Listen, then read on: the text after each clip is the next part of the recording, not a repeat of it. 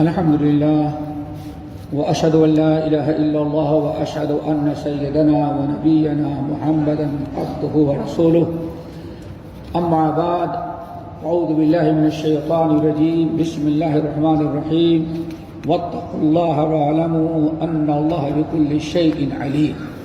محترم حضرات، دینی بھائیوں، دوستوں، نوجوان ساتھیوں، اسلامی ماں اور بہنوں، آج کا خطبہ ہے مجالسنا مدارس. بڑی اہم بات ہے کہ ہماری ہر مجلس میں ایک قسم کا مدرسہ ہوتی ہے جہاں ہم بیٹھتے ہیں اپنے دوست احباب عزیز و اقارب اہل ویال کے ساتھ. ہمیں اس بات کا خیال رکھنا چاہیے کہ وہ مجلسیں ہماری دین کے سیکھنے سکھانے، تعلیم و تعلق، اصلاح، امر بالمعروف و نہی عن المنکر کی جو ہوتی ہیں. امام ترمذی رحمۃ اللہ علیہ اپنے شمائل میں نقل کرتے ہیں، امیر المومنین علی بن ابی طالب رضی اللہ تعالیٰ عنہ سے پوچھا گیا کہ کیف کان مجلس رسول اللہ صلی اللہ علیہ وسلم، ذرا آپ بتائیں کہ نبی علیہ السلام کی مجلس میں کیا ہوتا تھا. تو آپ حضرت علی رضی اللہ تعالیٰ عنہ اور بعض روایات کے مطابق نواسے نے بتایا کان مجلسہ مجلس علم و حلم و صبر و حیاء. نبی علیہ السلام کے مجلس کے بارے میں کیا پوچھنا. جب بھی ہم لوگ نبی علیہ السلام کے مجلس میں آتے تو علم کی بات ہوتی، سیکھنے سکھانے کی بات آتی، حلم، صبر اور تحمل، بردباری کی تعلیم ہوتی، صبر کرنے کی تعلیم ہوتی، وہ حیاء، اور ہم لوگوں کو حیا اور شرم کی تعلیم دی جاتی تھی. یہ نبی علیہ السلام کی مجلس تھی. اسی لیے حتی الامکان کوشش کی جائے ہماری مجلسوں میں دینی تعلیم، ایک دوسرے کا ادب، احترام. اور مجلسیں بھی ہماری کئی قسم کی ہوتی ہیں، دوست احباب کی ہوتی ہیں، اہل ویال بیوی بچوں کے ساتھ ہوتی ہے، خاندان کی ہوتی ہے، اور باہر سے آنے والے مہمانوں کے ساتھ بھی ہوتی ہے. ہر قسم کی مجلس میں مجلس کا آداب رکھا جائے، نبی علیہ وہاں بیٹھنے والوں کا ادب، احترام، عزت کی جائے. جیسے کہ نبی علیہ السلام نے ارشاد فرمایا من کان یؤمن باللہ والیوم الآخر فلیکرم ضیفہ. تم میں سے جس شخص ایمان رکھتا ہے اللہ پر اور آخرت پر، اسے چاہیے کہ اس کے ہاں جو مہمان آتے ہیں، لوگ اٹھتے بیٹھتے ہیں، ان کا اکرام کرے، ان کی عزت اور احترام کرے. آج بڑے افسوس کے ساتھ کہنا پڑتا ہے کہ ہماری مجلسوں میں ماں باپ ہیں، چھوٹے ہیں، بڑے ہیں، بڑوں کا احترام ہونا چاہیے، چھوٹوں کی شفقت اور محبت ہونی چاہیے، اور آنے والوں کا ادب و احترام، یہ ساری چیزیں ہیں. اور سب سے بڑی چیز یہ ہے کہ جب مجلس میں کوئی بات کرے تو ہماری توجہ اس کی طرف ہو. مجلس میں بات کرنے والے کو تو اس کی طرف دیکھنا چاہیے، نہ کہ نیچے سر کر کے کچھ اور آپ دیکھتے رہیں، کھیل کود کرتے رہیں. یہ مجلس کے آداب میں سے نہیں ہے. اللہ رب العالمین نے ہماری اسلامی مجلسوں کی خیر و برکت بیان کی ہے. لا خیر فی کثیر من نجواہم الا من امر بصدقۃ او معروف او اصلاح بین الناس. ہماری مجلسیں خیر و برکت کی ہوتی ہیں، ادب اور احترام کی ہوتی ہیں. نبی علیہ السلام کو ذرا دیکھیں، امام نے صحیح رحمۃ اللہ علیہ سنن کبریٰ میں اور احمد بن حنبل رحمۃ اللہ علیہ نے اپنی مسند میں نقل کیا، حضرت عبداللہ بن عباس رضی اللہ تعالیٰ عنہ کہتے ہیں کہ نبی علیہ السلام ایک مرتبہ انگوٹھی بنوائی، انگوٹھی پہنے تھے، آپ مجلس میں تھے، انگوٹھی پر بار بار نگاہ پڑتی تو آپ کے پاس بیٹھنے والوں سے نگاہ انگوٹھی پر ہو جاتی، اور ساتھیوں کو دیکھتے تو وہ انگوٹھی کا حسن جمال، خوبصورتی، اس کو آپ نہیں دیکھ سکتے تھے. حضرت عبداللہ ابن عباس رضی اللہ تعالیٰ عنہ کہتے ہیں فنازعہ، نبی علیہ السلام انگوٹھی کو نکال کر رکھ دیا. اور لوگوں میں بڑی بات ہوئی، ارے کیوں نکال دیا، کیوں نکال دیا؟ اب ذرا سننے کی چیز ہے. آپ نے ارشاد فرمایا انگوٹھی کو دیکھتا تو ساتھی محروم ہو جاتے، اور ساتھیوں کو دیکھتے تو انگوٹھی کو دیکھتے تو ساتھی محروم رہ جاتے، اور ساتھیوں کو دیکھنے لگتے انگوٹھی کی فکر لگی رہتی. میں نے اپنے ساتھیوں کو دیکھنا، ان سے بات کرنا، ان کی طرف متوجہ ہونا، ان کی طرف چہرہ مبارک کرنا، یہ ہمیں زیادہ افضل ہے بجائے اس کے کہ انگوٹھی کو آپ نے انگوٹھی نکال کر رکھ دی. کیوں؟ مجلس میں نبی علیہ الصلوۃ والسلام انگوٹھی دیکھنے لگے تو آپ اس کو مجلس کے آداب کے خلاف سمجھا. کیوں؟ سارے لوگ آپ کی باتیں سن رہے ہوں اور نبی علیہ السلام دیکھ رہے ہوں، آپ نے آداب مجلس کے خلاف. اور لقد کان لکم فی رسول اللہ اسوۃ حسنہ کہہ رہے ہمیں تعلیم دی کہ مجلس میں جس کے پاس بیٹھے بات ہو تو اس کی طرح ہماری نگاہیں اس کی طرف توجہ ہو. بڑے افسوس کی بات ہے آج سب سے بڑے بے ادبی مجلسوں کے اندر یہ ہوتی ہے، نعوذ باللہ من ذالک. ہر آدمی کہنے والا کہہ رہا ہو، بڑا کوئی بات کر رہا ہو، اصلاح کرنے والا اصلاح کر رہا ہو، تعلیم دینے والا تعلیم دے رہا ہو، اور ہم موبائل کھیل کے اپنے پکے ساتھی میں مشغول رہے ہیں. کتنی بڑی چیز ہے دوستو. پیارے نبی تو انگوٹھی نکال کے پھینک دیا کیونکہ ساتھیوں کے دیکھنے میں رکاوٹ بن رہی تھی، ان کی طرف توجہ نہیں ہو رہی تھی. آج باپ بیٹھا ہو، بیٹا موبائل میں ہے، ماں بیٹھی ہو، بیٹا ماں بیٹھی ہو، بیٹی موبائل میں ہے، دوست بیٹھے ہوں، ایک ہر آدمی اپنے موبائل میں. سب سے بڑی بے ادبی ہے. اس سے آپ رکھیں بچیں.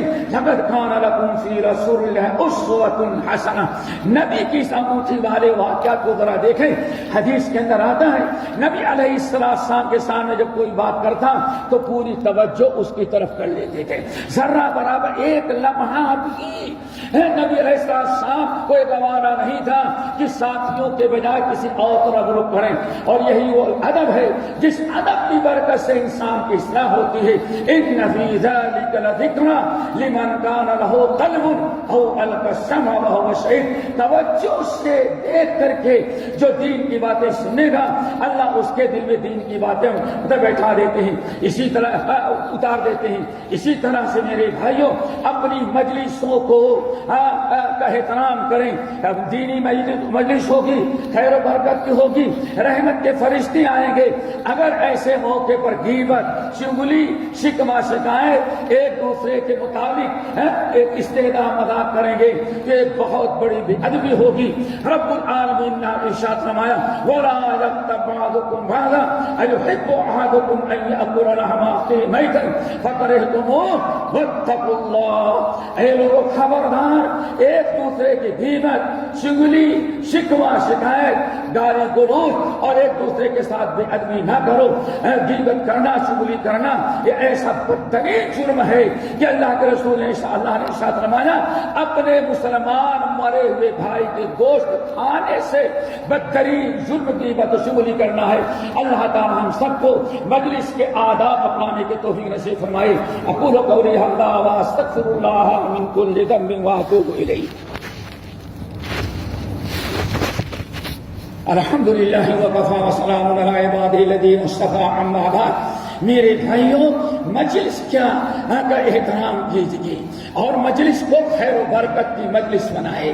اور خیر و برکت کی مجلس بنانے کے لیے پیارے نبی محمد صلی اللہ علیہ وسلم نے حدیث کے اندر ارشاد فرمایا ما جلس قوم مجلسا لم يذكر الله فيه ولم يصلوا على نبيه الا كان عليهم درجة.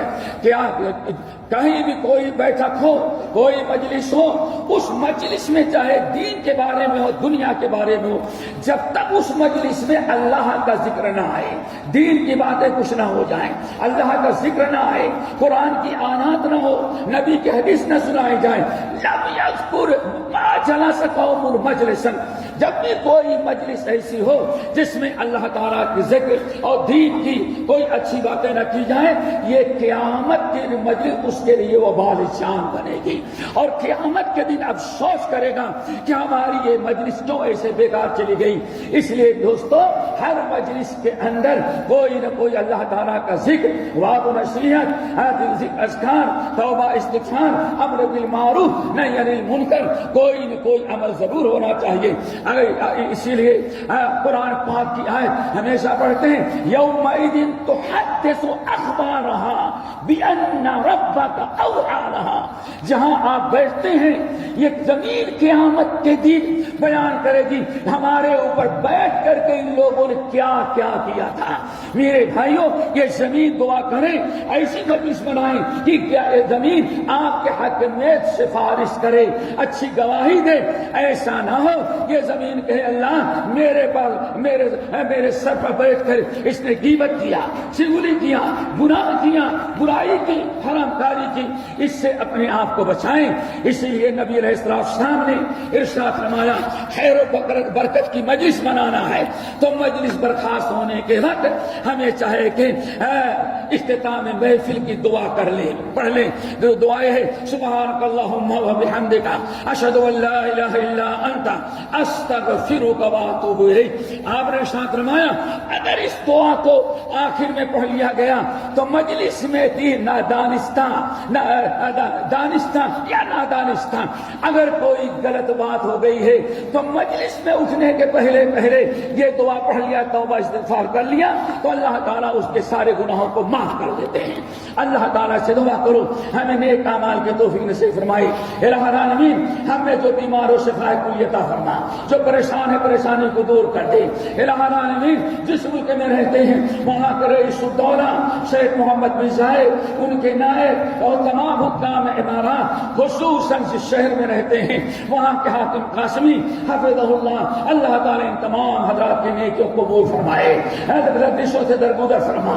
الہ العالمین جو دنیا سے جا چکے ہیں ان کی مغفرت فرما۔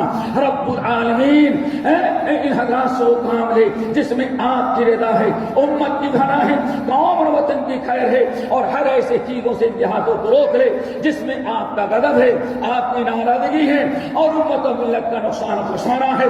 الہ العالمین دنیا کے تمام مسلم ملکوں کو امن و امان کا گہوارہ بنا دے، اور جہاں مسلمان اقلیت میں ہیں، اقلیت میں بسنے والے مسلمانوں کے جان کی، مال کی، عزت کی، عصمت کی، عفت کی اللہ تعالی حفاظت فرما۔ اللہم اغفر للمؤمنین والمؤمنات والمسلمین والمسلمات عباد اللہ رحمکم اللہ ان اللہ یامر بالعدل والإحسان وإیتاء ذی القربى وینہی عن الفحشاء والمنکر والبغی یعظکم لعلکم تذکرون واذکروا اللہ یذکرکم وادعوہ یستجب لکم ولذکر اللہ تعالی اکبر۔ ہمارے چینل کو سبسکرائب کیجیے اور بیل آئیکن کو دبانا نہ بھولیے تاکہ آپ کو نئی ویڈیو برابر ملتی رہیں۔ لائک اور شیئر کرنا نہ بھولیے۔